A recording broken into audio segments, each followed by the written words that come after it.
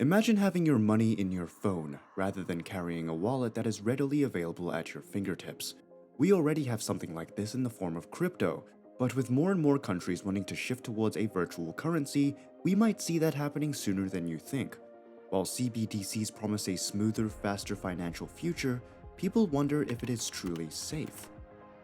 What is CBDC? In order to understand what a virtual currency like the central bank digital currency is, you'll have to understand the core concepts and functionalities of this new form of digital currency. CBDC is a digital version of a country's official currency, issued and regulated by the central bank like the US dollar in America and the Great Britain pound in the UK. The main reason for a country to adopt a digital currency is to maintain the stability and control of fiat currencies. There are usually two main kinds of CBDC: retail and wholesale. Retail CBDC is made for the general public to allow people and businesses to hold and exchange money in the form of a digital currency. The wholesale CBDC, on the other hand, is mainly used by financial institutions and facilitates interbank transactions to enhance the efficiency of the broader financial system. To make CBDCs a lot more efficient and reliable, advanced encryption and blockchain technology are used to keep integrity and to make sure that transactions are secure.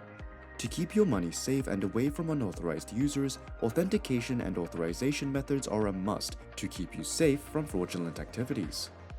Benefits of using CBDC.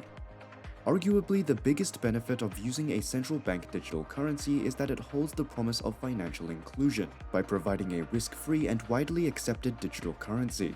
Doing so has the potential to decrease costs and enhance accessibility, meaning that it would be a pathway for the financially excluded to enter a formal financial system. By doing so, CBDCs play a huge role in promoting broader economic participation and bridging gaps in financial access. Other than helping more people access financial services, these digital currencies will also make transactions faster and cheaper. They do this by simplifying how payments work and reducing the time it takes to complete a single transaction. If people start using CBDCs, many people might not need any kind of physical money and middlemen in payments, which in turn saves money. This way, CBDCs not only make transactions simpler and faster, but they also will be cheaper. Its security infrastructure.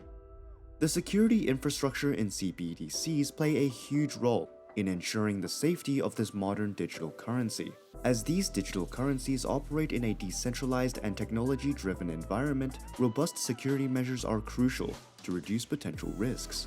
One of the fundamentals of CBDC security is encryption. Blockchain technology, the framework that is being used by many CBDCs, uses something called cryptographic techniques to keep your data and your transactions secure. Blockchain is decentralized in nature, which makes sure that the entire transaction history is distributed through a network of codes, making it immune to tampering and fraud. Then there is something called public and private key encryption that further enhances the security of user accounts, making sure only the authorized user can access and modify data. To prevent unauthorized access and transactions, CBDCs implement sophisticated authentication and authorization mechanisms. This is to add another layer of security, done by multi-factor authentication.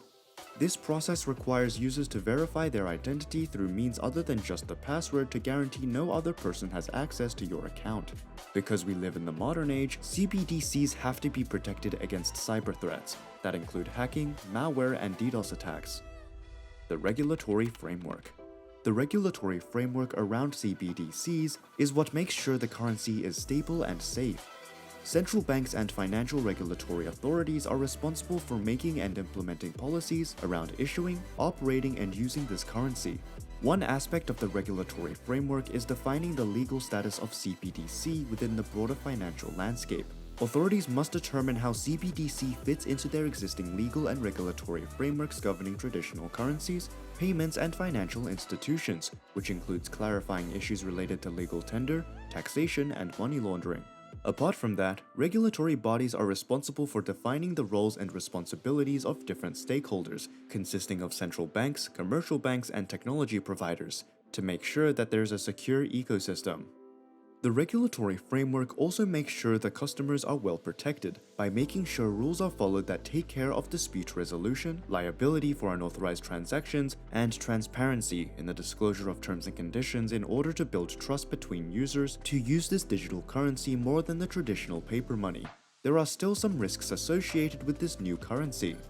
Risks associated with CBDC. Central bank currencies have the power to completely transform the financial landscape, but they come with their own unique set of risks. For these digital currencies to come to life, central banks will have to reach out to other tech experts, which creates a new set of hurdles. This reliance on a third party comes with some challenges, from the nuts and bolts of operations tied to the supply chain to the bigger worries of potential regret or outdated technology. Central banks need to somehow come up with a way to navigate between these risks if they want this digital currency to keep working in the long run. Because this currency is digital, it is also prone to cybersecurity threats, which makes you open to your finances and private information being stolen and in the hands of people who can sell it off for a decent amount of money or use it for their own personal gain. Then there are privacy concerns that come with CBDCs. This currency being digital makes it very easy for central banks to keep tabs on you. They can monitor and track all of your transactions, which raises concerns about individual financial autonomy and challenges the concept of confidential transactions, which becomes far more concerning in the case of political disagreement. The impact on financial stability.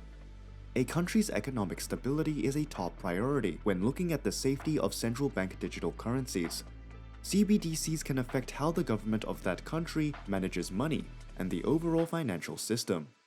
One important thing to think about is how CBDCs might change the way regular banks operate and how stable the financial system remains. CBDCs are like a new kind of money managed by the government. This new form of money has the power to influence how the government controls things like inflation and helps keep the economy stable. The risk lies that if not handled properly, it could shape up how banks traditionally work, and even the overall stability of the financial system.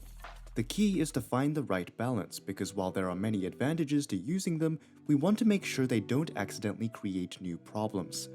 After all, the implementations of CBDCs could lead to changes in the velocity of money, impacting the central bank's ability to control inflation and stabilize the economy.